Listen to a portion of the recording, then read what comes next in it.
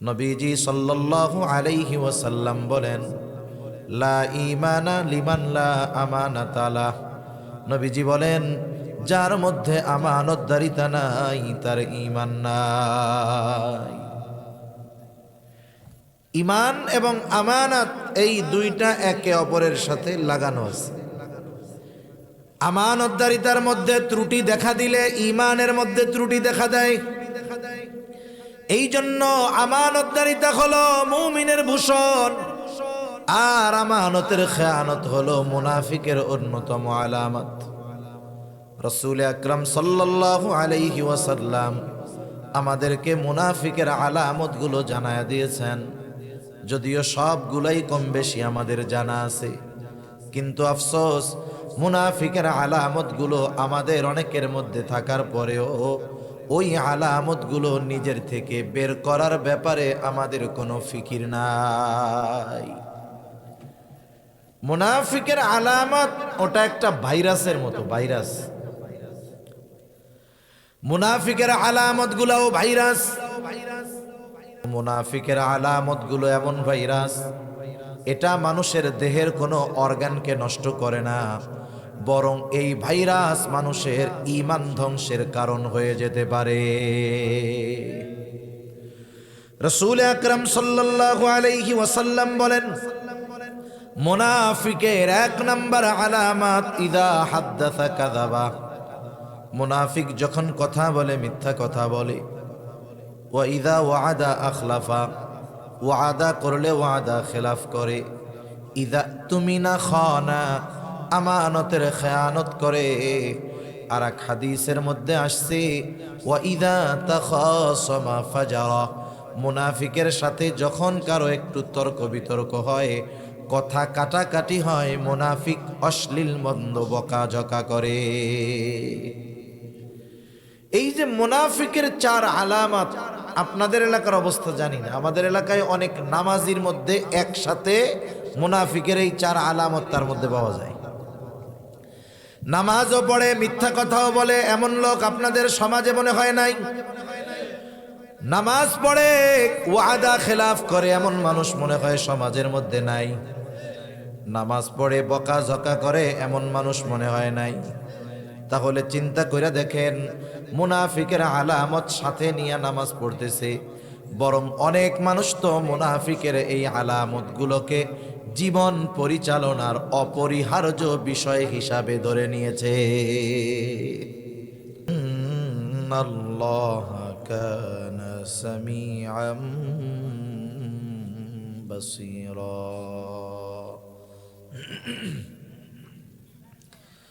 وقال رسول الله صلى الله عليه وسلم لا إيمان لمن لا أمانة له، أو كما قال النبي صلى الله عليه وسلم. صدق الله العلي العظيم وصدق رسوله النبي الكريم، ونحن على ذلك من الشاهدين والشاكرين، والحمد لله رب العالمين. سبحانك لا علم لنا إلا ما علمتنا، إنك أنت العليم الحكيم.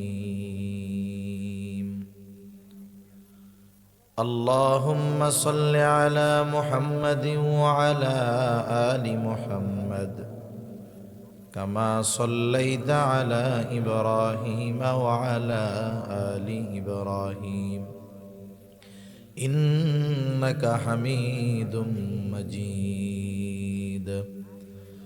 اللهم بارك على محمد وعلى آل محمد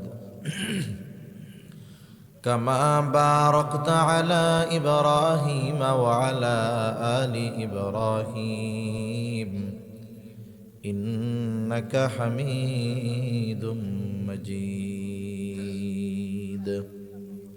الحمد لله.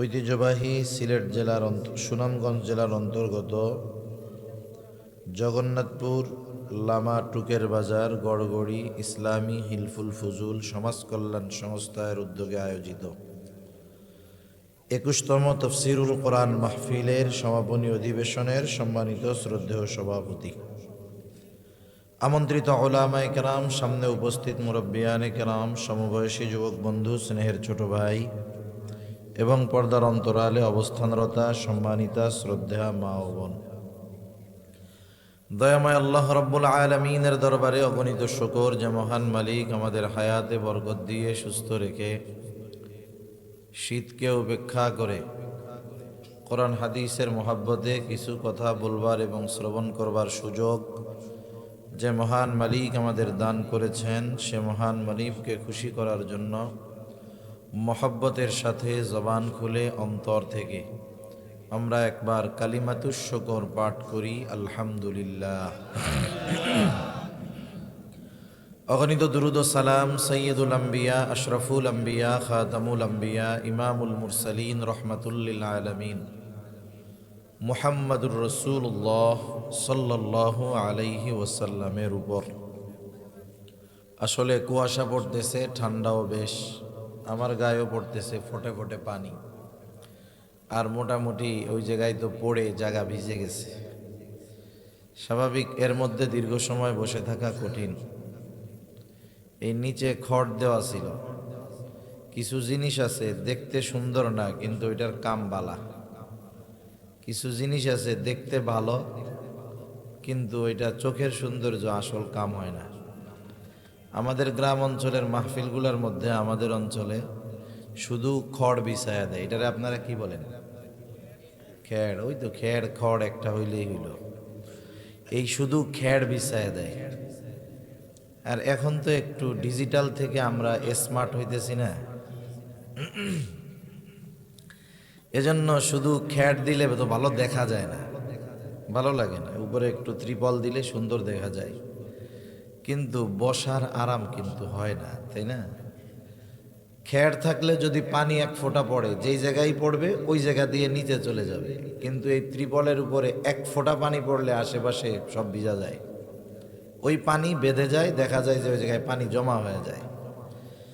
আর ওইটা তো খেড় হইলে তো ওটা আর পানি জমবে না, নিচের দিকে চলে যাবে। আর ত্রিপল স্বাভাবিক, এটা সহজে গরম হবে না, কিন্তু খেড়ের উপরে একবার আরাম করে বসলে আর নড়তেও মন চায় না তখন। এইটা একটা পদ্ধতি হইতে পারে যে শুধু খেড় দেওয়া, উদ্দেশ্য যেহেতু যারা শুনতে আসবে তারা যেন একটু আরামে শুনতে পারে, বসতে পারে, সেই ব্যবস্থা সেহেতু কর্তৃপক্ষের কাছে অনুরোধ থাকবে আগামীতে একটু খেড় মোটা করে দিয়ে দেবেন, তাইলে যেটা মূল মাকসাদ সেটা অর্জন হবে। আর একটা কাজ অনেক জায়গায় করে, এই যে ডেকোরেশন যারা করছে, কত সুন্দর ডেকোরেশন করছে, ওদের কাছ থেকে এটা ভাড়া আনা হয়েছে। আপনারা অনেকে হয়তো চিনবেন, হোগলার পাটি বলে, হোগলার পাটি চিনেন? ওগুলো কিন্তু একটু মোটা। আমাদের অনেক অঞ্চল আছে ওই সব জায়গায় ওইগুলা মাহফিলে ভাড়া দেয়, এটাও তো ভাড়া দিয়েই আনা লাগছে। হোগলার পাটি যদি হয় 50টা পাটি লাগলো, 15 টাকা 20 টাকা পার পিসে ভাড়া, বা 100টা লাগলো অবস্থার আলোকে, যে কয়টা লাগলো বিছায়া দিল, ভাড়া নিল। এতে ডেকোরেশন যারা আছে এদেরও এক্সট্রা একটা উপার্জন হইল। দিনই খেদমতের নিয়তে যদি এই ব্যবসা করে তাহলে সোয়াবও পাইল, টাকাও উপার্জন হইল, ঠিক না? তা আল্লাহ সুবহানাহু ওয়া তাআলা এই ঠান্ডার মধ্যে আপনারা বসছেন, যারা আমরা আসছি, আছেন, আসতেছেন, শুনতেছে, আল্লাহ তাআলা সকলকে উত্তম বিনিময় দান করেন, সকলে বলি আমিন।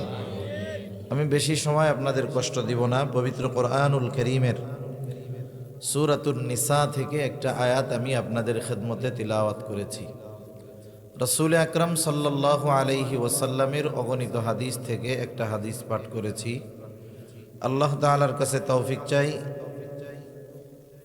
নির্ধারিত বিষয়ের উপরে আল্লাহ তাআলা আমাকে কিছু কথা বলবার সুযোগ দান করেন, যেগুলো আমাদের সকলের দুনিয়া এবং আখিরাতের জন্য কল্যাণকর হয়, সকলে বলি আমিন। সম্মানিত উপস্থিতি, একটা মানুষের সৌন্দর্যতা তার চেহারার মধ্যে না। একটা মানুষ দেখতে অনেক সুন্দর, কিন্তু তার ক্যারেক্টার, চরিত্র ভালো না। কিছু খারাপ গুণাবলী তার মধ্যে আছে। বলেন তো, ওই লোকটা দেখতে যত সুন্দর হোক, আপনি কি আসলেও তাকে সুন্দর বলবেন? কিন্তু একটা মানুষ দেখতে কালো, কিন্তু তার মধ্যে নীতি নৈতিকতা এবং ভালো অনেক গুণের সমন্বয় আছে। সে ওই গুণগুলো নিজের মধ্যে ধারণ করে। ওই লোক যতই কালো হোক, বলেন তো তাকে আপনি ভালো বলবেন কি বলবেন না? আমাদের বাংলাদেশে একটা প্রবাদ আছে, জাতের মেয়ে কালো ভালো, নদীর পানি ঘোলাও ভালো। আসলে আমরা তো মানুষ, আমাদের স্ট্রাকচার, আমাদের দেহ বা আমাদের দৃশ্যমান যেই জিনিসটা, এটাকে আমরা মানুষ বলি। মানুষ আর মনুষ্যত্ব, বাস্তবিক অর্থে একটা মানুষ যদি পরিপূর্ণ মানুষ হতে চায়, তাহলে মানবীয় কিছু গুণ তার জন্য অর্জন করা লাগে। কিছু মানুষ আছে দেখবেন, যার মধ্যে প্রকৃত মানবীয় গুণ তথা মনুষ্যত্ব তার মধ্যে নাই। তার মধ্যে এমন কিছু দোষ ত্রুটি আছে যেগুলো চতুষ্পদ জানোয়ারকে হার মানায়। এই জন্য প্রকৃত মানুষ হয় কিছু গুণের সমন্বয়। ওই গুণগুলো যখন কারো মধ্যে থাকে, ওই ব্যক্তি যত কালো হোক, ওই ব্যক্তি যত নিচু বংশের হোক, ওই ব্যক্তি যত ধনী হোক, ওই মানুষটা ওই গুণগুলোর কারণে সমাজের অন্যান্য মানুষের কাছে দামি হিসাবে বিবেচিত হয়। কিছু গুণাবলী আছে যেগুলো সকল মানুষের মধ্যে থাকা জরুরি, আর কিছু গুণাবলী আছে যেগুলো ঈমানের সাথে সম্পৃক্ত। ওই গুণাবলীগুলো প্রত্যেকটা মুমিনের মধ্যে থাকা জরুরি। আমি যে বিষয়টা নিয়ে আপনাদের খেদমতে আলোচনা করব, এটা এমন একটা গুণ যেটা প্রত্যেকটা মুমিনের জন্য থাকা কম্পালসারি, আবশ্যক। কোনো মুমিনের মধ্যে যদি ওই গুণটা না থাকে, সে নিজেকে যতই দামি মানুষ মনে বলুক, নিজেকে যতই সে ভালো মনে করুক, কিন্তু বাস্তবে সে ভালো না, বাস্তবে সে দামি নয়। এই গুণটা এমন একটা গুণ, যেই গুণের সম্পর্ক শুধু মানুষের ক্যারেক্টারের সাথে, বিষয়টা এমন না। এই গুণটার সমন্বয়, এই গুণটার সংযোগ হলো মুমিনের ঈমানের সাথে। মানুষ যদি কিছু গুণ অর্জন না করে, কিছু গুণ আছে যেগুলো যদি তার মধ্যে না থাকে, এতে তার ঈমানের ক্ষতি হবে না। কিন্তু কিছু গুণ আছে, এগুলো যদি তার মধ্যে না থাকে, তাকে মুমিন বলা যাবে না। এই গুণটা এত গুরুত্বপূর্ণ এক গুণ। আমি আপনাদের খেদমতে যেই আয়াতটা তিলাওয়াত করেছি, উক্ত আয়াতের মধ্যে আল্লাহ সুবহানাহু ওয়া তাআলা আমাদেরকে দুইটা বিষয়ের ওয়াজ করছেন। কয় বিষয়ের ওয়াজ করছেন? কে? আল্লাহ তাআলা নিজে ওই দুই বিষয়ের ওয়াজ করার পরে নিজেই আবার বলতেছেন, কতই না সুন্দর ওয়াজ, কতই না সুন্দর ওয়াজ আল্লাহ তাআলা তোমাদের করলেন। তাহলে এই দুই ওয়াজ স্বয়ং আল্লাহ তাআলা করার পরে এই ওয়াজের প্রশংসা স্বয়ং নিজে কে করতেছে? আল্লাহ। আল্লাহ তাআলা এই আয়াতের মধ্যে দুইটা গুণের কথা বলছেন। একটা হলো আমানতদারিতা, আর একটা হলো ন্যায়পরায়ণতা, ন্যায় বিচার। এই দুইটা গুণ এমন দুইটা গুণ, ইমাম শাফিঈ রহমাতুল্লাহি আলাইহি বলেন, যদি কোনো মুমিন এই দুইটা গুণ পরিপূর্ণ অর্জন করতে পারে, কোনো মানুষ যদি এই দুই গুণ পরিপূর্ণ অর্জন করতে পারে, সে সৌভাগ্যবান মানুষ। যেই সমাজের মধ্যে এই দুই গুণের সমন্বয় মানুষের মধ্যে আছে, দুই গুণের মানুষ বেশি আছে, সেই সমাজের মানুষ সৌভাগ্যবান মানুষ। যেই রাষ্ট্রের মানুষের মধ্যে এই দুই গুণ আছে, ওই রাষ্ট্রের মানুষ বড় সৌভাগ্যবান মানুষ। কারণ আমানতদারিতা আর ইনসাফ যখন মানুষের মধ্য থেকে উঠে যায়, ওই সমাজ, ওই জাতি, ওই রাষ্ট্রের মানুষের মতো দুর্ভাগ্যবান মানুষ আর কেউ নাই। বাস্তবতা হলো, আমাদের দেশ সহ গোটা দুনিয়ার দিকে যদি নজর দেন, বাস্তবতা হলো এইটা, আমাদের মধ্যে আমানতদারিতাও নাই, ন্যায়পরায়ণতাও নাই। এখন যদি আপনি আমি এই কথা বলি, হুজুর যেহেতু সবার মধ্যে নাই, তাইলে এই আলোচনা করে লাভ কি? বাদ দেন, সবাই যেই পথে গেছে আমরাও ওই পথেই যাই। বিষয়টা এমন নয়।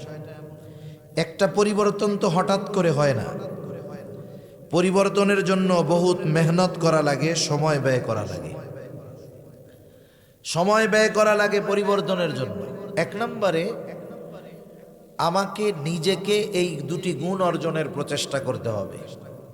দুই নাম্বার, আমার অধীনস্থ যারা আছে তাদেরকে এই দুই গুণের ব্যাপারে শিক্ষা দিতে হবে এবং এই দুই গুণের আলোকে গড়ে তুলতে হবে।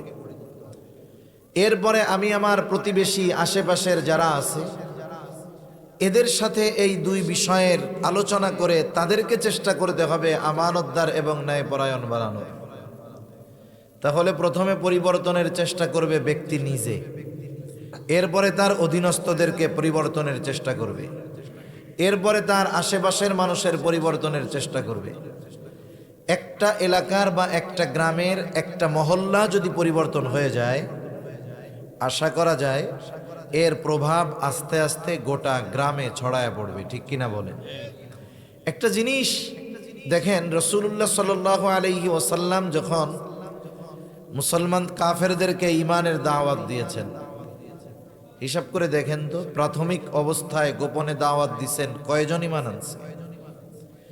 এরপরে যখন প্রকাশ্যে দাওয়াত দিছেন, কয়জন ঈমান আনছে? বরং কাফেরদের জুলুম অত্যাচারে মুসলমানরা নবীজি সহ হিজরত করতে বাধ্য হয়েছেন। 13 বছরের মেহনত। কিন্তু এত পরিমাণ রক্ত নবীজির গা দিয়ে বের হয়েছে যে নবীজি সাল্লাল্লাহু আলাইহি ওয়াসাল্লামের গায়ের পোশাক ভিজে ওই রক্ত পা বেয়ে বেয়ে জুতার মধ্যে ঢুকে, জুতার মধ্যে রক্ত শুকায়া ওই জুতা নবীজির পায়ের সাথে আটকে গেছে। পড়ন্ত বিকালে যখন নবীজি একটু বিশ্রাম নিচ্ছেন, আল্লাহ তাআলা জিবরাইল আলাইহিস সালামকে পাঠিয়ে দিয়েছেন। জিবরাইল আলাইহিস সালাম আসছে, সাথে নতুন একজন ফেরেশতা নিয়ে আসছে যে ইতিপূর্বে নবীজির কাছে আসে নাই। সে এসে বলতেছে, ইয়া রাসূলুল্লাহ, আমি পাহাড়ের দায়িত্বে নিয়োজিত ফেরেশতা। আল্লাহ তাআলা আমাকে আপনার কাছে আপনার নির্দেশ পালনের জন্য পাঠিয়েছে। আপনি যদি শুধু আমাকে নির্দেশ দেন, 2 পাহাড় দিয়ে তায়েববাসীকে পিষে দেওয়া হবে। নবীজি কি বলছেন? নবীজি বলেন নাই যে ওরা তো ঈমান আনলো না, ওদের অবস্থায় এদেরকে সাইজ করে দাও। বরং নবীজি বলছেন, বাল আরজু আন ইয়াখরুজাল্লাহু মিন আসলাবিহিম মান ইয়াবুদুল্লাহা ওয়াহদাহু ওয়া লা ইউশরিকু বিহি শাইআ। আরে আমি তো এদের ব্যাপারে আল্লাহ তাআলার কাছে এই আশা পোষণ করি। এরা হয়তো বুঝে নাই, ঈমান আনে নাই, তবে এদের মধ্য থেকে আল্লাহ তাআলা এমন এক প্রজন্ম বের করবে যে তারা এক আল্লাহর ইবাদত করবে, তার সাথে কারো শরীক করবে না। একটা গাছ যখন আমি আপনি লাগাই, অনেক সময় আমরা চিন্তা করি বয়স তো 65 বছর 60 বছর, এখন একটা আম গাছ লাগাবো, নারকেল গাছ লাগাবো, এটাকে খাইয়া মরতে পারবো, এই চিন্তা আমরা করি। আমি যদি এই চিন্তা না করে এই চিন্তাটা করতাম যে আমি রাস্তার পাশে একটা গাছ লাগাচ্ছি, সেটা ফলের গাছ হতে পারে, অন্য যে কোনো গাছ হতে পারে। আমি গাছটা লাগাইলাম প্রথম নিয়তে, যে গাছটা আমি সাদাকার নিয়তে লাগাইলাম, ফল হইলে খাবো, অসুবিধা নেই। আমার নিয়ত থাকবে এই গাছের ফল যদি পড়ে বা কেউ যদি আমার অনুমতি ব্যতীত নিয়ে যায়, আগের থেকেই আমি দাবি ছেড়ে সাদাকার নিয়তে, কেউ যদি নিয়ে যায় দাবি নেই। এখন ওই গাছে যদি ফল হয়, মানুষ খাইতে পারে না, পাখিও যদি খায়, সাদাকার নিয়তে লাগাইছে, তার সওয়াব হতে থাকবে। সুবহানাল্লাহ। সে ওই গাছটা লাগিয়েছে, মানুষ যদি ওই গাছের ছায়ায় একটু আরাম পায়, সে সওয়াব পেতে থাকবে। হয়তো গাছটা লাগানোর কয়েকদিন পরে সে মারা গেছে, যখন চারা ছিল সে হয়তো মারা গেছে, সে গাছের ছায়াও ভোগ করতে পারে নাই, ফলও খাইতে পারে নাই। কিন্তু ওই নিয়তে লাগানোর পরে, কবরে যাওয়ার পরে সে বলেন তো, এই গাছের ফল যদি কেউ খায়, সাদকার নিয়তে দিছে, পাখি খাইলেও সওয়াব পাবে, কেউ যদি ওই গাছ থেকে একটু ছায়া গ্রহণ করে, সে সওয়াব পাবে কি পাবে না? এজন্য আমাদের মিশনটা হবে এইরকম, আমরা যে কোনো একটা ভালো কাজ শুরু করার পরে হতাশ হব না। আমাদের চিন্তা থাকবে আমাদের এই প্রচেষ্টার ফলাফল হয়তো আমি দেখব না, হয়তো আমার পরের প্রজন্ম দেখবে, হয়তো তারা দেখবে না, হয়তো তাদের পরবর্তী প্রজন্ম দেখবে। এজন্য অনেক সময় দেখা যায় ভালো কাজের ফলাফল একটু দেরিতে আসে। এজন্য হতাশ হওয়ার বা থেমে যাওয়ার কোনো কারণ আমাদের নাই।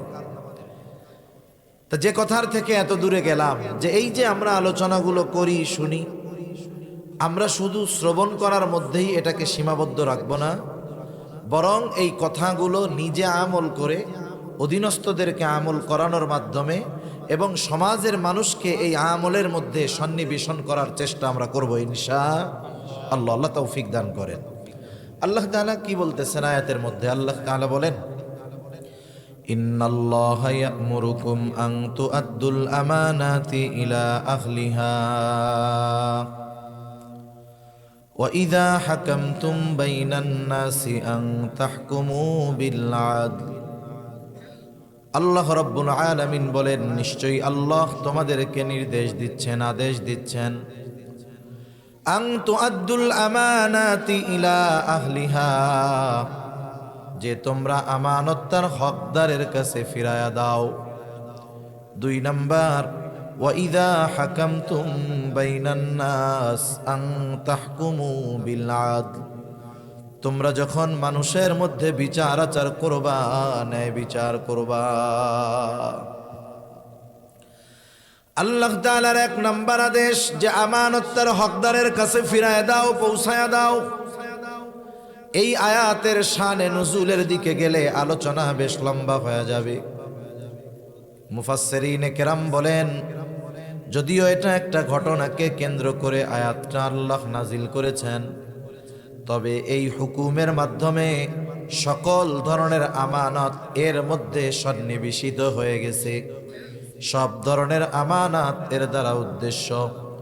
কিন্তু বাস্তবতা হলো আমানতদারিতার বিষয়ে অধিকাংশ মুসলমান আমাদের পূর্ণ স্বচ্ছ ধারণা নাই।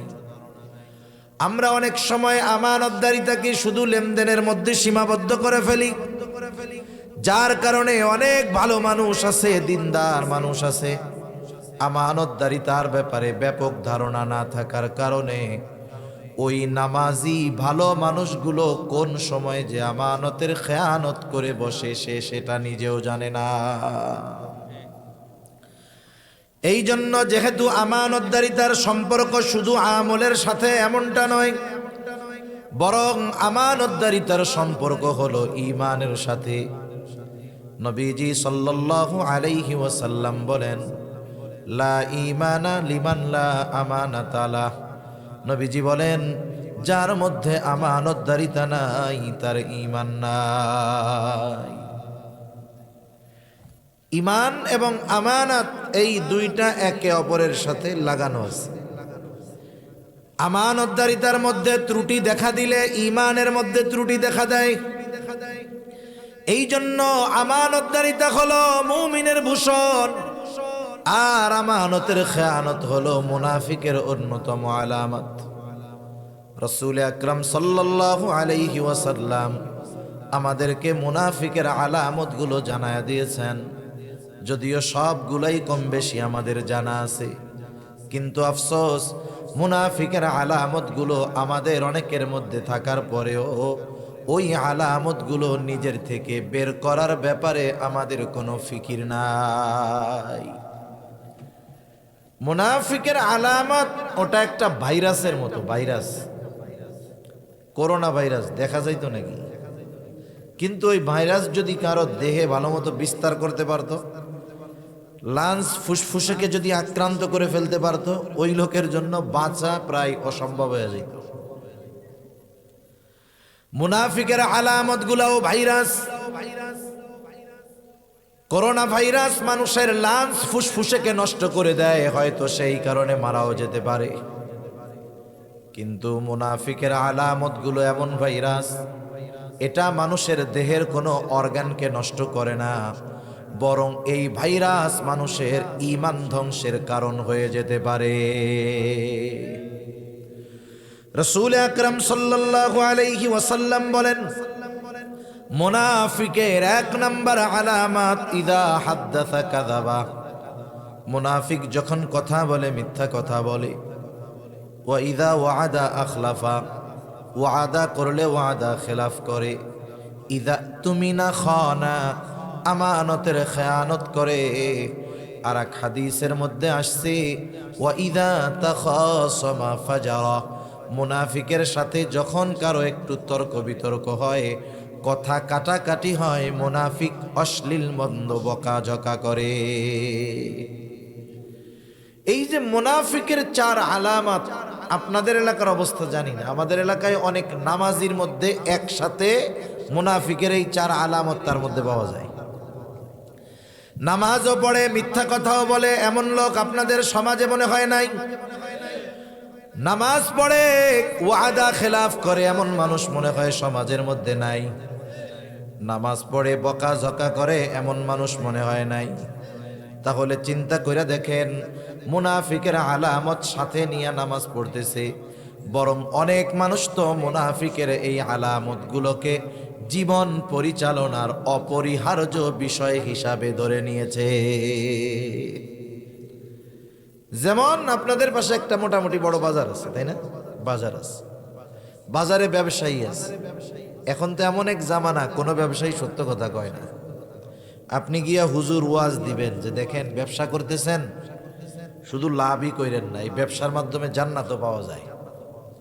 কারণ নবীজি বলছেন, আত-তাজিরুস সাদুকুল আমিন মা'আন নাবিয়িন সিদ্দীকিন ওয়াশ শুহাদা'i ওয়াস সালিহিন। সত্যবাদী আমানতদার ব্যবসায়ী, ব্যবসায়ীর মধ্যে যদি 2টা গুণ থাকে, কয়টা গুণ জোরে বলেন? আল্লাহ তাআলার হুকুম আহকাম সেইগুলো তো মানবে, ব্যবসার জন্য স্পেশাল 2টা গুণ। নবীজি বলেন, সত্যবাদী আমানতদার ব্যবসায়ী শহীদ, সিদ্দিক, সোহাদা, সালেহিন তথা নেককার বান্দাদের সাথে সে অবস্থান করবে। এখন আপনি এই ওয়াজ দিচ্ছেন যাইয়া যে আপনি সত্যবাদিতা ও আমানতদারিতার সাথে ব্যবসা করবেন।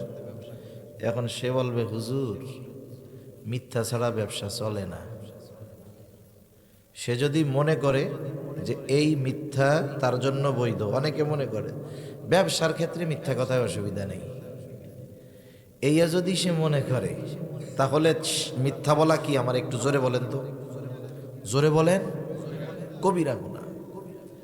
কবিরা গুনাহ হইল এমন গুনাহ, কেউ যদি এই গুনাহকে গুনাহ মনে করে করে, সে মনে করে যে এটা গুনাহ, এটা পাপের কাজ, কিন্তু এরপরেও করতেছে, তাহলে সে পাপী হইল, গুনাহগার হইল, কিন্তু বেঈমান হইল না। কিন্তু কবিরা গুনাহ সে করে না ঠিক, কিন্তু ওই কবিরা গুনাহকে সে গুনাহ মনে করে না, তাহলে তার ঈমান থাকবে না। একজন কবিরা গুনাহকে গুনাহ মনে করে করার কারণে গুনাহ কইরাও বেঈমান হয় না, আর একজন গুনাহকে গুনাহ না মনে করার কারণে গুনাহ না করেও সে বেঈমান হয়। কথা বুঝেন নাই? এই জন্য এটা হলো ঈমান বিধ্বংসী, এক ঈমান ধ্বংসকারী এক জীবাণু, ভাইরাস, মুনাফিকের আলামত। এগুলো যদি আমাদের কারো মধ্যে থাকে, তাইলে রাখবো না বাহির করে দেব? আর মিথ্যা কথা এখন এত সহজলভ্য হয়েছে, সত্য বলা কঠিন, মুখ দিয়ে বাইর হয় না। মোবাইল থাকার কারণে তো অনেকে সত্য কথা কইতেও পারে না, কেমন জানি এক রোগ হয়ে গেছে, আছে এক জায়গায়, কয় আর এক জায়গায়। এগুলো হলো ঈমান ধ্বংসের ভাইরাস, জীবাণু। এগুলো যদি আমাদের আচার আচরণ আখলাকের সাথে বিস্তার লাভ করে ফেলে, ঈমান থাকবে না, ধ্বংস করে ফেলবে। এই মুনাফিকের আলামতগুলো, অন্যতম আলামত হলো ইদা তুমিনা খানা, আমানতের খেয়ানত করা। এই জন্য আমানত, মুমিন কখনো খেয়ানতকারী হয় না, আর খেয়ানতকারী কখনো প্রকৃত মুমিন হতে পারে না। একজনের খেয়ানতের অভ্যাস, সে যদি নিজেকে মুমিন দাবি করে, এ দাবি মেনে নেওয়ার কোনো সুযোগ নাই। যেহেতু এটা আমাদের জীবনের সাথে অবশ্যকীয় একটি বিষয়, এই জন্য এই আমানতদারিতার ব্যাপারে আমাদের স্বচ্ছ ধারণার দরকার। একটু খেয়াল দিয়ে আমার কথাগুলো আপনারা একটু শুনবেন ইনশাআল্লাহ। আমানত তাহলে কিসের কিসের মধ্যে হয়, কোন জায়গায় হয়?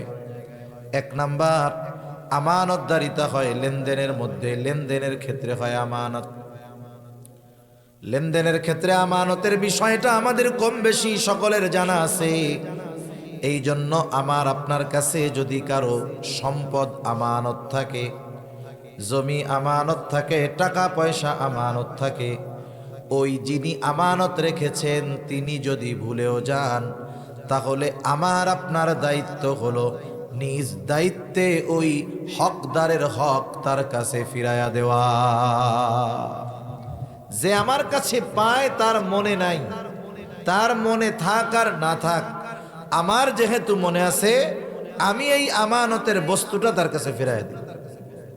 এক্ষেত্রে সেটা আমানত হোক আর তার সাধারণ আলাদা হক হোক, যে কোনো হক, কারো হক যদি আমার আপনার কাছে থাকে, সেটা তার আমানতের হক হতে পারে, এমনি পাওনা হক হতে পারে, আত্মীয়তার সম্পর্কের কারণে আমার কাছে কিছু পাওনা তার থাকতে পারে, সেটা যাই হোক, আমি নিজ দায়িত্বে অন্যের হকটা তার কাছে পৌঁছায়া দিই।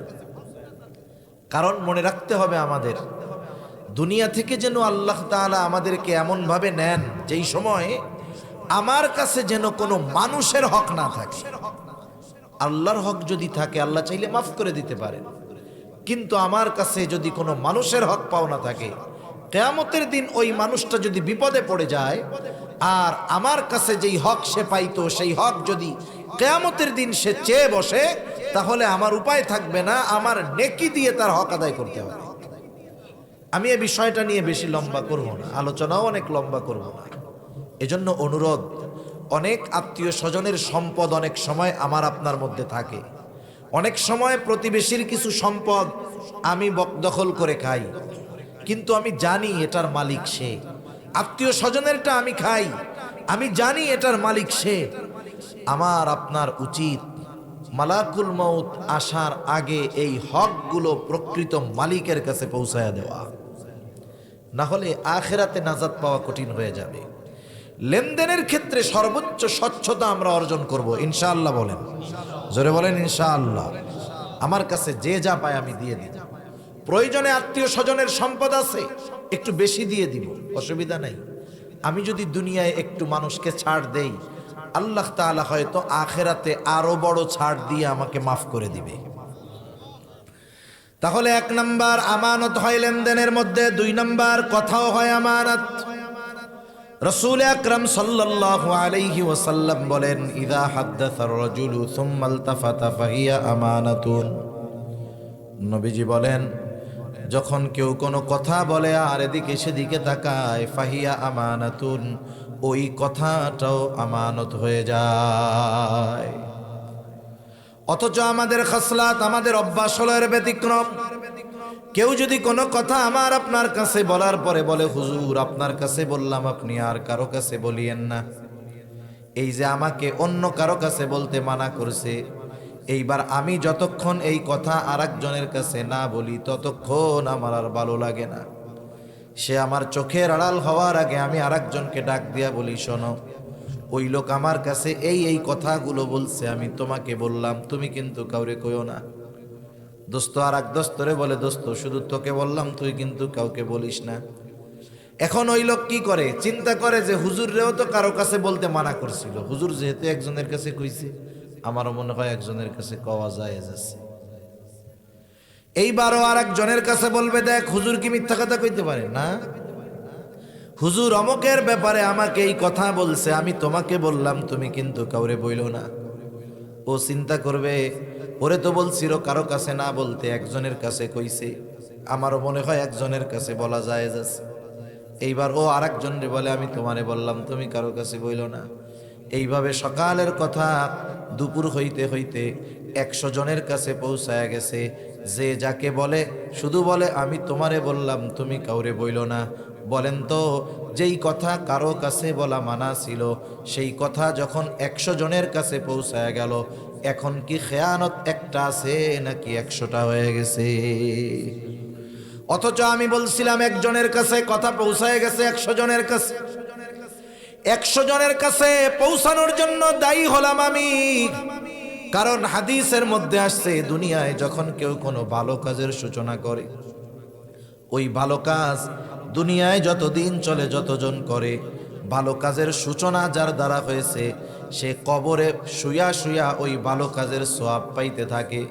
আবার যখন কারো দ্বারা কোনো মন্দ কাজের সূচনা হয়, ওই মন্দ কাজ যতদিন দুনিয়ায় চলে, যতজন ওই মন্দ কাজ করে, কবরে শুয়ে শুয়ে সে ওই মন্দ কাজের গোনার অংশ পাইতে থাকে। এই জন্য আমি আপনি যখন কোনো কথা, গোপন কথা কারো কাছে বলে দিব, ওই কথা যত জনের কাছে পৌঁছাবে ততটা খেয়ানতের গোনা প্রথম যে খেয়ানত করেছে তার আমল নামায় যোগ হয়ে যাবে। এই জন্য কোন কথা আমানত তথা কোন কথা গোপন রাখতে হবে এটা সাধারণ মানুষ বুঝে। এমন কথা মানুষের কাছে বলা যাবে না যেই কথা যদি অন্যজনের ব্যাপারে আমি বলে দেই তাহলে তার সম্মান নষ্ট হবে, জানমালের নিরাপত্তা নষ্ট হবে। তবে এমন কোনো কথা যদি আমার আপনার কাছে কেউ গোপনে বলে, ডানে বামে তাকায়া বলে, যেই কথা যদি গোপন রাখা হয় মানুষের ক্ষতি হবে, এলাকার ক্ষতি হবে, ইসলামের ক্ষতি হবে, তাহলে ওই কথা গোপন রাখা জরুরি নয়, বরং ওই ধরনের কথা যথা দ্রুত সম্ভব মানুষের কাছে পৌঁছায়া দেওয়া জরুরি। এজন্য আমার আপনার কাছে কেউ যদি এমন কোনো কথা বলে যেই কথা প্রকাশ হয়ে গেলে ওই ব্যক্তির সম্মান, ইজ্জত এগুলো মানুষের কাছে লজ্জার মুখোমুখি তাকে হতে হবে, এই ধরনের বিষয় আমরা গোপন রাখবো। আমাদের অভ্যাস হইল সম্পর্ক ভালো যখন থাকে তখন গোপন করি, সম্পর্ক যখন তার সাথে ভালো থাকে না ওই কথাকে আমি অস্ত্র হিসাবে ব্যবহার করি। হ্যাঁ কই যে হ্যাঁ বেশি কথা কইও না, জানি তো তোমার বউ তোমারে পিড়ায় কইয়া তুমি কিন্তু মানুষের কাছে। এখন এই কথা যদি কারো জীবনে ঘটে আর এই কথা যদি মানুষের সামনে বলে, ওই লোকের ইজ্জত সমান থাকবে? এইরকম সম্পৃক্ততার কথাগুলো এগুলো সবসময় গোপন রাখতে হয়। শত্রু হলেও শত্রুর আমানতের খেয়ানত করতে হয় না। নবীজি সাল্লাল্লাহু আলাইহি ওয়াসাল্লাম কাফেরদের আমানতেরও খেয়ানত করেন নাই।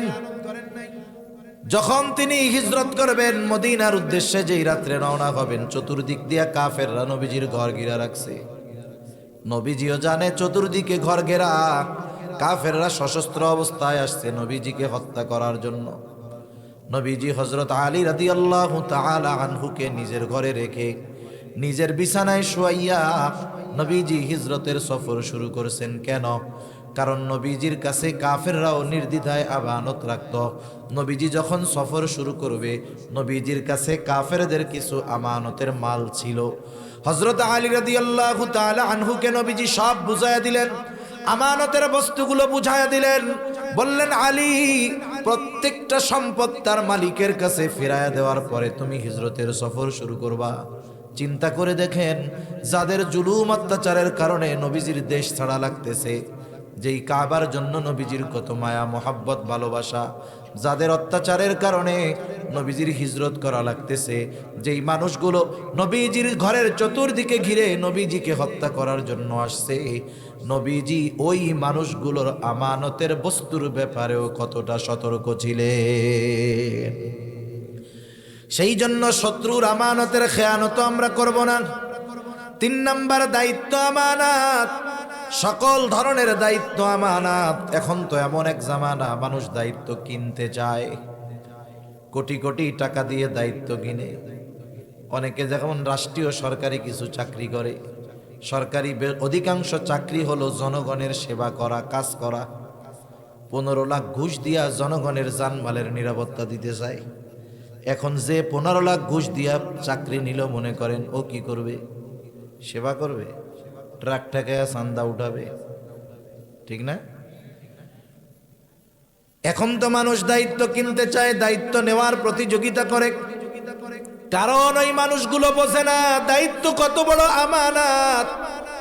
যদি তারা বুঝতে পারতো দায়িত্ব কত বড় আমানত, দায়িত্ব নিত না, এলাকা সাইডা পালাইতো।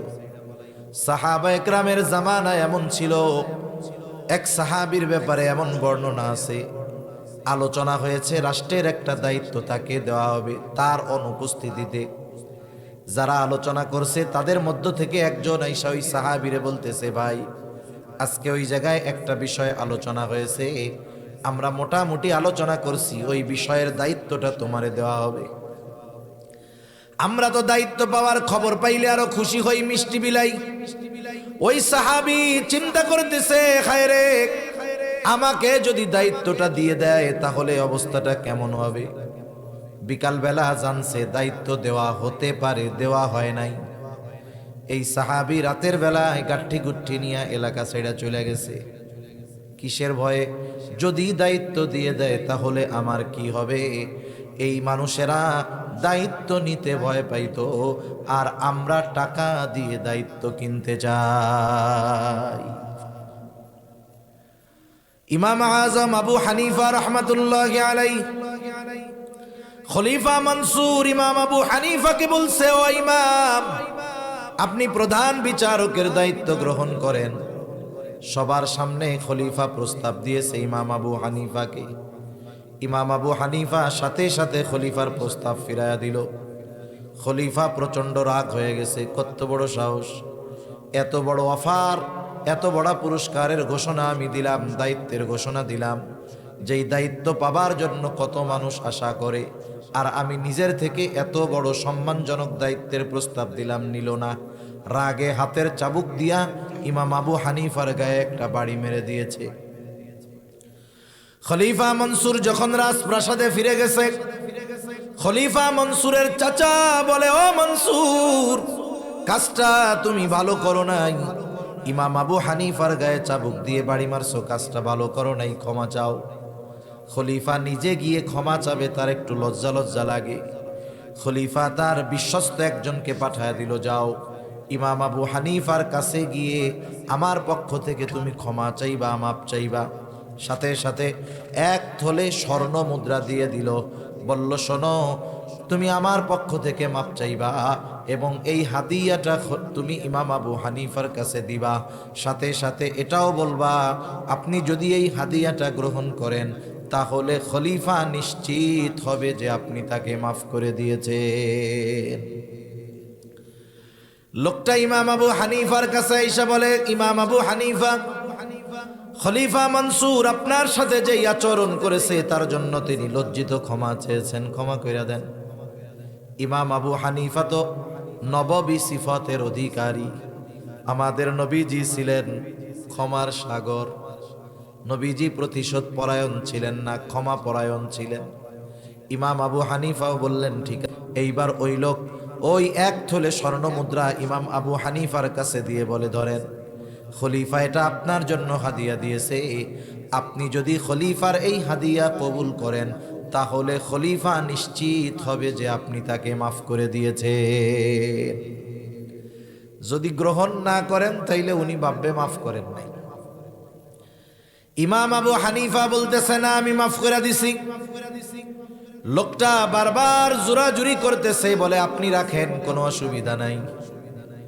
ইমাম আবু হানিফা জিজ্ঞাসা করতেছে, তোমার খলিফা যে আমাকে হাদিয়া দিল, এত স্বর্ণ মুদ্রা পাইল কোথায়? মনে রাখবেন, একটা দেশ পরিচালনার দায়িত্ব পাইলেই সে ধনী কিন্তু হয়ে যায় না। আপনারা তো সিলেটের মানুষ, যুক্তরাজ্য তথা ইংল্যান্ডে আপনাদের আত্মীয় স্বজন বেশি। সিলেটের মধ্যে মনে হয় বিশ্বনাথের লোকজনই একটু বেশি, বা এই এলাকার বেশি, তাই না? এইদিকের লোকজন ইংল্যান্ডে বেশি। এই করোনাকালীন সময়ে বর্তমান প্রধানমন্ত্রীর আগে যিনি প্রধানমন্ত্রী ছিলেন, ওনার নাম কি ক্যামেরন যেন ছিল। কি ক্যামেরন? একজন ছিল না, একজন জেমস ক্যামেরন নাকি। এই লোক খবরের পাতায় দেখলাম, উনি বলতেছে যে আমি প্রধানমন্ত্রীত্ব ছেড়ে দিব। কেন? যা বেতন পাই এ দিয়ে আমার সংসার চলে না। আপনারা কি এই খবর পাইছিলেন? উনি দিছে, উনি বলছে কি যে আমি প্রধানমন্ত্রীত্ব ছেড়ে দিব। কেন? বলে, আমি যা অনারিয়াম পাই, সম্মানই পাই, বা আমাকে যে বেতন দেওয়া হয় এটা দিয়ে আমার সংসার চলে না, আমি আমার বিজনেসে মনোনিবেশ করতে চাই। দেখেন, ইংল্যান্ডের মতো একটা রাষ্ট্রের প্রধানমন্ত্রী বলতেছে আমি যা বেতন পাই তা দিয়ে আমার সংসার চলে না। আর আমাদের এই দেশ, অধিকাংশ গরিব মানুষ, কোনো মতে যদি এই দেশে একজন মেম্বার হইতে পারে আর 5 বছর যদি থাকতে পারে, মেম্বার হওয়ার আগে বাড়ি ছিল গাছতলায়, 5 বছর মেম্বার হইয়া 5 তলা বাড়ি হয়ে যায়। মনে রাখতে হবে, মেম্বারের জন্য রাষ্ট্রের পক্ষ থেকে নির্ধারিত একটা ভাতা আছে না নাই বলেন তো? চেয়ারম্যানের জন্য একটা নির্ধারিত ভাতা আছে, এমপির জন্য আছে, মন্ত্রীর জন্য আছে, প্রধানমন্ত্রীর জন্য আছে, রাষ্ট্রপতির জন্য রাষ্ট্রের পক্ষ থেকে একটা নির্ধারিত ভাতা আছে। এই ভাতার বাইরে যদি কেউ একটা টাকা বেশি নেয়, কিয়ামতের দিন আল্লাহর সামনে খেয়ানতের বোঝা নিয়ে দাঁড়াতে হবে। ইমাম আবু হানিফা এবার বললেন, কোথায় পেয়েছে তোমার খলিফা এত মুদ্রা? বলে কোথায় পাবে, উনি দিয়েছে রাষ্ট্রীয় কোষাগার থেকে, আপনারে হাদিয়া দিছি। ইমাম আবু হানিফা বলতেছেন, না, এটা গ্রহণ করার সুযোগ নাই। এইবার সে আরো জোরে চাপাচাপি করে, বলে আপনি রাখেন, আপনি নিজের জন্য ব্যয় করার দরকার নাই, মানুষকে সদকা করে দিয়েন। ইমাম আবু হানিফা বলতেছে, শোনো, তোমার কাছ থেকে এটা রাখবার পর এটা আমি নিজের জন্য খরচ করি নাকি অন্যকে দিয়ে দেই সেটা কোনো বিষয় হবে না, বরং তোমার খলিফা জানবে ইমাম আবু হানিফা আমার দেওয়া হাদিয়া গ্রহণ করেছে। এখন কইতে পারেন হুজুর, বলতে পারেন হুজুর, এতে ইমাম আবু হানিফার অসুবিধা কি ছিল? খলিফা যদি নিয়ে থাকে দায়ী উনি ওনারে দিস না। আমাদের বাংলাদেশে চোরাই মার্কেট আছে, চোরাই মার্কেট। সিলেটে আছে নাকি এরকম? মানে চোরাই মালটাল বিক্রি হয় কিছু জায়গা আছে, সবাই জানে ওই জায়গায় সব মাল বিক্রি হয়। কি মাল বলেন তো? চোরাই মাল। ঢাকায়ও কিছু মার্কেট আছে, ওটার নামই হয়ে গেছে চোরাই মার্কেট। তার মানে ওইখানে যেই প্রোডাক্টগুলো আসে সব চুরির মাল। কথা বুঝতে পারছেন? একজন একজনের কাছ থেকে মাল কিনছে, অসুবিধা নেই, কিন্তু সে যদি নিশ্চিত হয় যে এই মালটা চোরাই মাল, তাহলে এর কেনা জায়েজ নেই। কথা বুঝতে পারছেন? ওই যুক্তি দেওয়ার সুযোগ নাই, আমি তো ওর কাছ থেকে টাকা দিয়েই কিনছি। আপনি যতই যুক্তি দেন টাকা দিয়ে কিনছি, কিন্তু আপনি তো জানেন যে ওই লোকটা নিশ্চিত এটা চুরি করে আনছে। যেহেতু আপনি কিনলেন এই চোরাই মালটা তার কাছ থেকে, তার মানে আপনি কিনে তাকে পরবর্তীতে চুরি করার জন্য সহযোগিতা করলেন। সমাজের সব মানুষ যদি এই তাকওয়া অবলম্বন করতো যে আমরা কোনো চোরাই মাল কিনবো না, চোর তৈলে ওই কাম বাদ দিয়ে অন্য কোনো আমল করা শুরু করত। রাষ্ট্রীয় কোষাগার থেকে সম্পদ আসছে, এটা নিঃসন্দেহে ইমাম আবু হানিফা খুব ভালো মতো জানে যে এটা রাষ্ট্রীয় সম্পদের মাল। যতই যুক্তি দেওয়া হোক যে আপনি রাখেন, অন্যকে দিয়ে দিয়েন, কাজ হবে না। এইবার ইমাম আবু হানিফা আর একটু কঠোরতার সাথে বললেন, শোনো, এগুলো আমি কখনোই রাখবো না, এগুলো তুমি তোমার খলিফার কাছে ফিরাইয়া দিবা। সাথে সাথে এটাও তাকে বলবা, রাষ্ট্র থেকে তাকে যেই ভাতা দেওয়া হয় এর বাইরে একটা টাকাও নিজের ব্যক্তিগত কাজে ব্যবহার করার অধিকার তাকে ইসলাম দেয় না। কারণ জামানা তো এইরকম। জামানা কিরকম বলেন তো? কেউ যদি কোনো দেশের কোনো রাষ্ট্রের রাষ্ট্র ক্ষমতা পায়, ও মনে হয় ওই দেশের শাসক বা শোষক। আসলে সে ছিল সেবক। সেবক আর শাসক শোষকের মধ্যে তফাৎ আছে না নাই? শুনেন, শাসক শব্দটা একরকম, কিন্তু এখন ক্ষমতা পাইলে সেবক নয়, বরং উল্টা সে শোষক হয়। সে মনে করে যে এই রাষ্ট্র তার, এটা তার উত্তরসূরিদের থেকে পাওয়া, এজন্য হুমকি ধামকি দিয়া মানুষকে কথা বললেই মুখ বন্ধ করে দেয়। ঠিক কিনা বলেন? জবাবদিহিতা চাওয়ার কোনো উপায় নাই। আপনি বলতে পারবেন না যে এটা কেন হলো। অবস্থা হলো কিরকম জানেন? এখন একজন একজনকে মারতেছে, বলেন তো মারলে ব্যথা লাগে না? মানুষের যদি ব্যথা লাগে আর যদি ওই ব্যথার কথাও মুখ দিয়ে না বলতে পারে, তাহলে ব্যথা আরো বেশি লাগে। কমপক্ষে ব্যথা পাইয়া যদি কান্নাকাটি করে, চেঁচামেচি করে, কমপক্ষে একটু অনুভব তো কম হয়। জামানা হলো এইরকম, আপনারে আমারে পিটাইবে, ঠিক আছে পিটা। এখন ব্যথা তো লাগতেছে, একটু কান্নাকাটি, একটু চেঁচামেচি করতে দে। এখন কয় কান মারবো, ব্যথা পাবি, খবরদার কানতে পারবি না। অবস্থা এরকম না? সব কথা কি বুঝাইয়া কওয়া লাগে নাকি? সেই জন্য রাষ্ট্রের যিনি শাসক, এই সম্পদগুলো রক্ষণাবেক্ষণের দায়িত্ব তার। তিনি হবেন রাষ্ট্রের সেবক, শোষক হতে পারবেন না। এই জন্য তাকে মাস শেষে কিছু সম্মানী ভাতা দেওয়া হবে। এর বাইরে যদি তিনি একটা টাকাও গ্রহণ করেন তাহলে এটা খেয়ানত হবে। লোকটা গিয়া বাদশার কাছে যখন এই কথা বলছে, খলিফার কাছে বলছে, খলিফা প্রচন্ড রাগান্বিত হয়ে গেলেন। খলিফা এবার বলতেছে, যাও, আমাকে এত বড় কথা বলে, কত বড় স্পর্ধা, ওকে আটকাও, জেলখানার মধ্যে বড়। ইমাম আবু হানিফাকে জেলখানার মধ্যে আটকায় দেওয়া হলো। ইতিহাস শুনেন, প্রত্যেক দিন চাবুক দিয়ে আঘাত করা হতো আর বলা হতো, আপনি যদি প্রধান বিচারকের দায়িত্ব গ্রহণ করেন আপনাকে ছেড়ে দেওয়া হবে।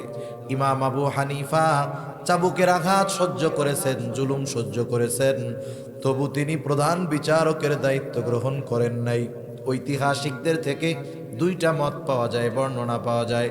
একটা হলো যখন তারা জুলুম অত্যাচার করে ইমাম আবু হানিফাকে টলাইতে পারে না, খাবারের সাথে বিষ মিশায়া ইমাম আবু হানিফাকে তারা হত্যা করে ফেলল।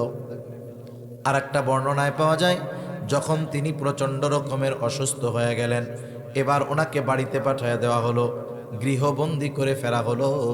ইমাম আবু হানিফা ওই অবস্থাতেই দুনিয়া থেকে বিদায় নিলেন। ওনার ছাত্ররা ওনাকে জিজ্ঞাসা করতেছে, হযরত, আপনাকে যেই দায়িত্ব নেওয়ার জন্য এত জুলুম অত্যাচার সহ্য করা লাগলো, ওই দায়িত্ব নেওয়ার সকল যোগ্যতা আল্লাহ তাআলা আপনাকে দিয়েছেন, এরপরেও কেন আপনি জুলুম সহ্য করলেন, দায়িত্ব নিলেন না?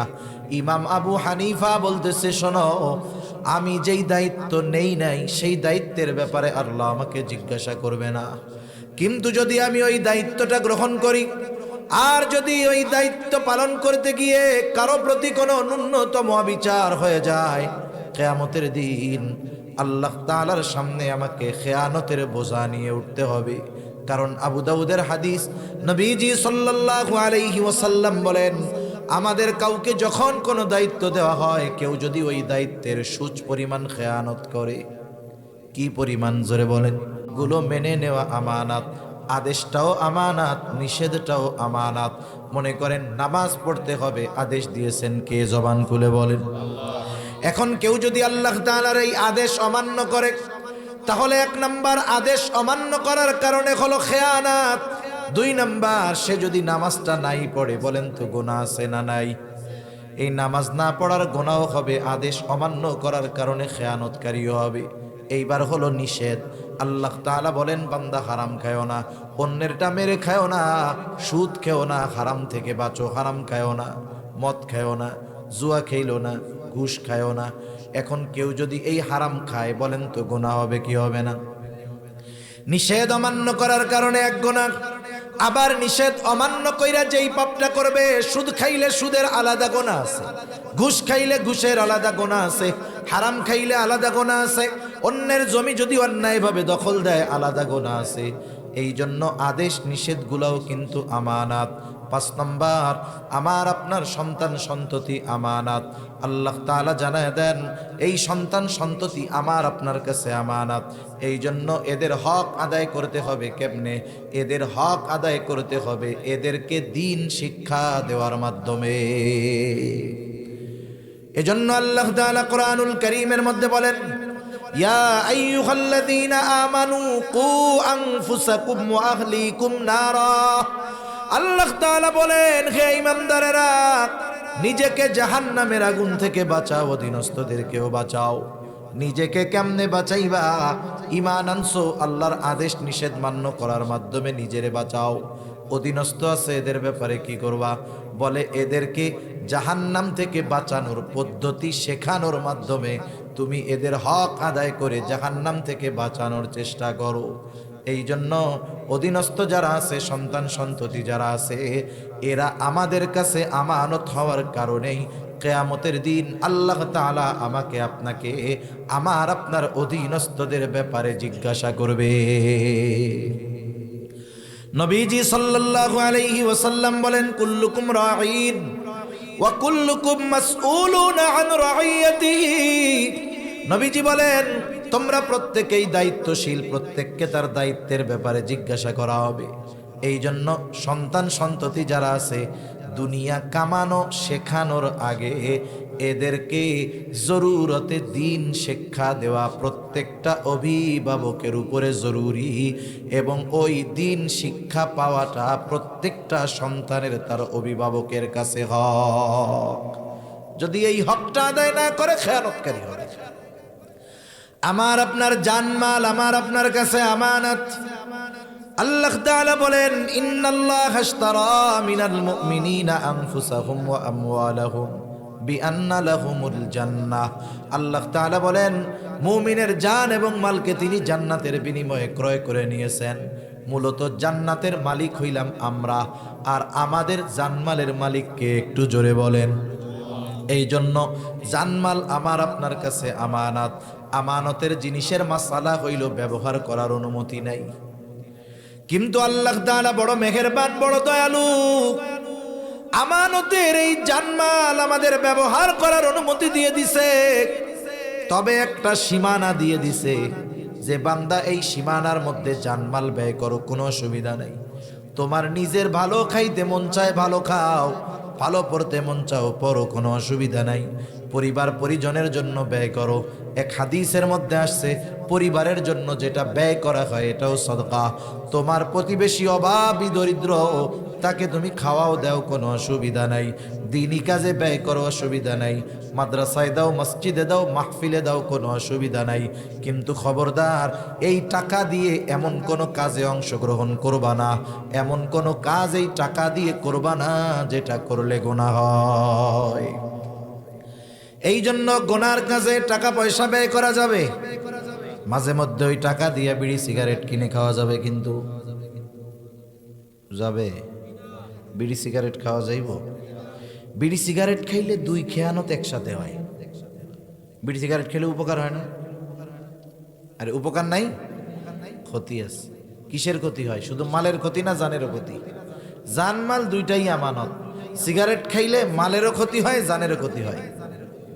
সেই জন্য কেউ যদি এই জানমালের ক্ষতি করে, দুনিয়ায় যা হইলে হইল, কিন্তু আখেরাতে তো আল্লাহর কাছে তাকে জবাব দিয়ে তার কাঠগড়ায় দাঁড়াতে হবে। এজন্য এই ধরনের কোনো কাজে আমরা অর্থ ব্যয় করব না। গুনার কাজে আমার শ্রমকেও কখনো দিব না। মনে করেন একজন গানের আয়োজন করবে, কিন্তু তার টাকা পয়সা নাই। যুবকরা মনে করেন কথার কথা গানের আয়োজন করবে, ওই লোক যায় বলতেছে, দেখ আমার তো টাকা পয়সা দিয়ে সাহায্য করতে পারলাম না, আয় তোদের সাথে 3টা পোস্টার লাগায় দেই, গানের পোস্টার। কি হইব কর? এই যে শ্রম ব্যয় করছে কিসের কাজে? গুনার কাজে। কি করলো তাইলে? খেয়ানত করলো। কিন্তু যদি এই জান আমি দ্বীনের জন্য উৎসর্গ করে দেই, গুনাহ আছে? দ্বীনের জন্য যদি জীবন কোরবান হয়ে যায়, কোনো অসুবিধা নাই। এই জন্য আল্লাহ তাআলা জানমাল আমার আপনার কাছে আমানত রাখছেন, তবে শর্ত সাপেক্ষে ব্যবহারের অনুমতি দিয়েছেন। অঙ্গ প্রত্যঙ্গগুলো আমানত। আল্লাহ তাআলা কোরআনুল কারীমের মধ্যে বলেন, ইয়ালামু খাইনাতাল আয়ুন ওয়া মা তুখফিস সুদূর। আল্লাহ তাআলা জানায় দেন, এই অঙ্গ প্রত্যঙ্গের দ্বারা গুনাহ করলে অঙ্গ প্রত্যঙ্গের খেয়ানত হয়। কেউ যখন হাত দিয়ে গুনাহ করে, হাতের খেয়ানত হয়। পা দিয়ে গুনাহ করলে পায়ের খেয়ানত হয়। চোখ দিয়ে গুনাহ করলে চোখের খেয়ানত হয়। জবান দিয়ে গুনাহ করলে জবানের খেয়ানত হয়। আল্লাহ তাআলা দুইটা বিষয়, একটা হলো অভ্যন্তরীণ আর একটা হলো দৃশ্যমান, দুইটা বিষয়ের উপমা দিয়ে বলেন, ইয়ালামু খাইনাতাল আয়ুন ওয়া মা তুখফিস সুদূর। আল্লাহ তাআলা বলেন, তিনি জানেন তোমরা চোখের কি খেয়ানত করো আর অন্তরের কি খেয়ানত করো, তথা অন্তরে কি লুকায় রাখো। দুনিয়ার কেউ না দেখলেও না জানলেও যিনি তোমার চোখের আর অন্তরের খেয়ানতের খবর রাখেন তিনি কে? এই কয়েকটা বিষয় যদি সামনে রেখে আমরা আগাতে পারি, যে আমি হয়তো রাতের বেলা একা মোবাইলের মধ্যে সিনেমা দেখতেছি, নাটক দেখতেছি, দুনিয়ার কেউ দেখতেছে না, দেখেন কে? এই যে দেখার দ্বারা কিসের খেয়ানত হইল? জোরে কন। গান শুনলাম, ইয়ারফোন লাগায়া, পাশের কেউ শোনে না, কিন্তু কিসের খেয়ানত হইল? জোরে বলেন। অন্তর দিয়ে খারাপ চিন্তা করলাম, দুনিয়ার কেউ এই চিন্তার খবর জানে না, কিন্তু জানে কে? এই রকম প্রত্যেকটা চিন্তা মানুষের জীবন পরিবর্তন করতে পারে। নাইলে পিটিয়ে মানুষের চারিত্রিক পরিবর্তন সম্ভব নয়। বরং সে যদি চিন্তা করে আমার সব কিছুর নিয়ন্ত্রক একজন আছে, দুনিয়ার কেউ না দেখলেও দেখার মতো একজন আছে, এই ভয় এই চিন্তা যার মধ্যে যত গভীর হবে তার আখলাক চরিত্রটাও তত সুন্দর হয়ে যাবে। তাহলে আল্লাহ তাআলা ওয়াজ করেছেন দুইটা ওয়াজ এই আয়াতের মধ্যে। কয়টা ওয়াজ জোরে বলেন? এই শেষ 5-10 মিনিটের মধ্যে আল্লাহ তাআলা বলেন, এক নাম্বার আদেশ, ইন্নাল্লাহা ইয়া'মুরুকুম আন তুআদ্দুল আমানাতি ইলা আহলিহা। এক নাম্বার আল্লাহ তাআলা মূলত বলেন, তিনি তোমাদেরকে নির্দেশ দিচ্ছেন তোমরা আমানতদার হও, এটা হলো মূল কথা। দুই নাম্বার আদেশ, ওয়া ইযা হাকামতুম বাইনান নাস আন তাহকুমু বিল আদল, তোমরা যখন মানুষের মধ্যে বিচার আচার করবা, ন্যায় বিচার করবা।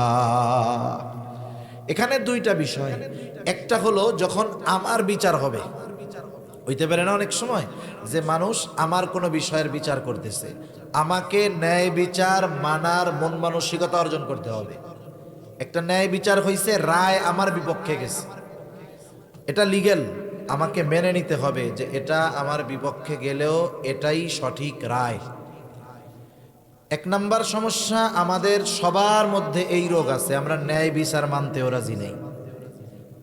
যেটা পাবলিক মানে না সেটা করার দরকার কি? এজন্য বিচারকরা ন্যায় বিচারও করে না। আমরা ন্যায় বিচার করিও না, ন্যায় বিচার মেনেও নেই না, এটা আমাদের জন্য দুর্ভাগ্যের ব্যাপার।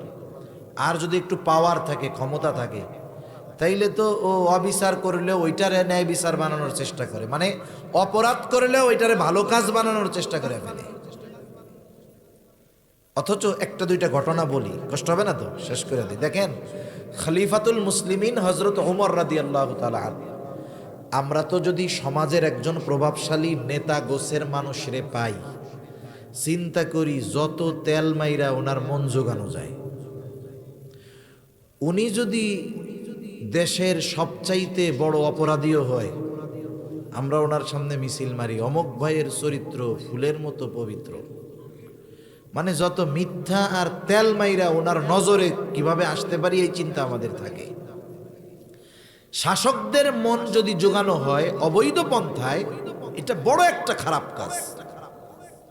এ গোটা দুনিয়ায় একরকম অবস্থা দেখি, রাষ্ট্রপ্রধান চেয়ারে বসে থেকে আর সামনে সব তেলবাজ, সব তেলবাজ। ওর বাবার নাম যেই কয়বার না কয়, প্রধানমন্ত্রী, মাননীয় প্রেসিডেন্ট, এই সেইগুলা তার চেয়ে আরো বেশি কয়। কি যে এক দেশে, কি যে এক দুনিয়ায় আছি, আল্লাহই ভালো জানে। আর দুনিয়া তামশি আলাল ফাম, এটা কোনো আরবি কথা না, এটা হলো দুনিয়া চলে এখন পামের উপরে। আপনি যত তেল আর পাম মারতে পারবেন আপনি তত ভালো। অবস্থা হলো এই, ঠিক কিনা বলেন? খলিফাতুল মুসলিমিন হযরত ওমর রাদিয়াল্লাহু তাআলা আনহু বাজারে গেছে। স্থলভাগের 3 ভাগের 1 ভাগের কর্তৃত্ব যার হাতে ছিল, হযরত ওমর রাদিয়াল্লাহু তাআলা আনহু। বাজারে গেছে একটা ঘোড়া কিনবে, একজন অমুসলিমের একটা ঘোড়া ওনার পছন্দ হয়েছে। ঘোড়াটার দাম পরিশোধ করে বাজারের বাইরে নিয়ে আসছে, দেখে দেখে কিনছে। এখন ঘোড়ায় উঠতে গেছে, ঘোড়া খোড়া হয়ে গেছে, ঘোড়া আর চলতে পারে না ওনারে নিয়ে। বাজারের বাহির থেকে খলিফাতুল মুসলিমিন ঘোড়াটা নিয়ে আবার বিক্রেতার কাছে আসছে, অমুসলিম। আয়েশা বলতেছে, তুমি আমাকে কি ঘোড়া দিয়েছো? তোমার ঘোড়া এটা পায়ে সমস্যা, ফেরত নাও।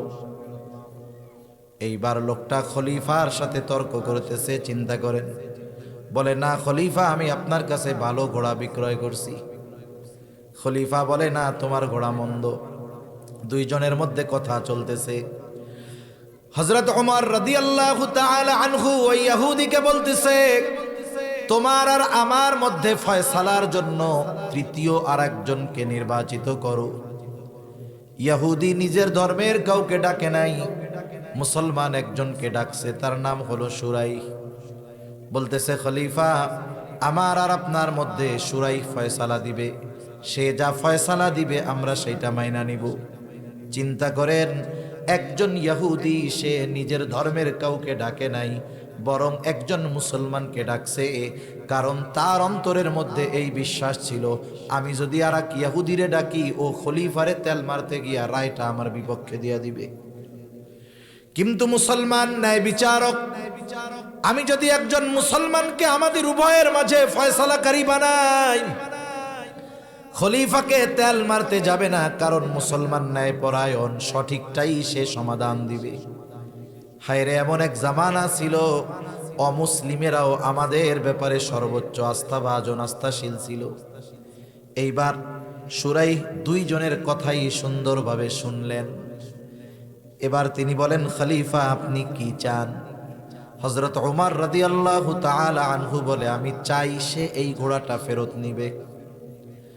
এইবার শুরাইহ বলতেছে, খলিফাতুল মুসলিমিন, এই ঘোড়া ফেরত নিতে সে বাধ্য, তবে শর্ত হলো আপনি যখন ঘোড়াটা কিনছেন তখন কেমন ছিল? বলে, হ্যাঁ তখন তো ভালো ছিল, আমি যখন বাজারের বাহিরে নিয়ে ঘোড়ায় উঠতে গেছি তখনই সমস্যাটা দেখা দিছে। বলে, খলিফা ও ঘোড়া ফেরত নিতে বাধ্য, তবে আপনি যেমন ঘোড়া তার কাছ থেকে কিনেছেন তেমনটাই তাকে ফেরত দিতে হবে। ওর ঘাড় ফেরত নিবে, কিন্তু শর্ত হইলে, আপনিই তো মুখ দিয়া বলছেন যখন কিনছেন তখন ভালো ছিল, আপনার মালিকানায় যাওয়ার পরে খারাপ হয়েছে। হযরত ওমর রাদিয়াল্লাহু তাআলা আনহু চুপ হয়ে গেলেন।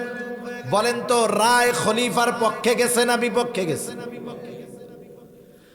হযরত ওমর রাদিয়াল্লাহু তাআলা আনহু একটু পরেই বলতেছেন, হ্যাঁ শুরাইহ, এটাই ন্যায় বিচার। এইবার শুরাইহ রায় দিল, খলিফার বিপক্ষে রায় গেল। খলিফা আমেরিকা পাঠায়া দেয় নাই, খলিফা তিরস্কার করে নাই, বরং খলিফা তাকে পুরস্কার দিয়েছে, ন্যায় বিচারের পুরস্কার। খলিফাতুল মুসলিমিন সাথে সাথে বলতেছে, শুরাইহ তুমি আজকেই চলে যাও, কুফার প্রধান বিচারকের আসনটা খালি, আমি চিঠি লেখা দিলাম, আজকে থেকে তোমাকে কুফার প্রধান বিচারক হিসাবে নিয়োগ দেওয়া হলো। দীর্ঘকাল সে ওই কুফার প্রধান বিচারকের দায়িত্ব পালন করছে। তাহলে একটা সময় মানুষের ন্যায় বিচার করার এবং মেনে নেওয়ার অবস্থা ছিল, যে আমি ন্যায় বিচার আমার বিপক্ষে গেছে, অসুবিধা নেই। কিন্তু এখনকার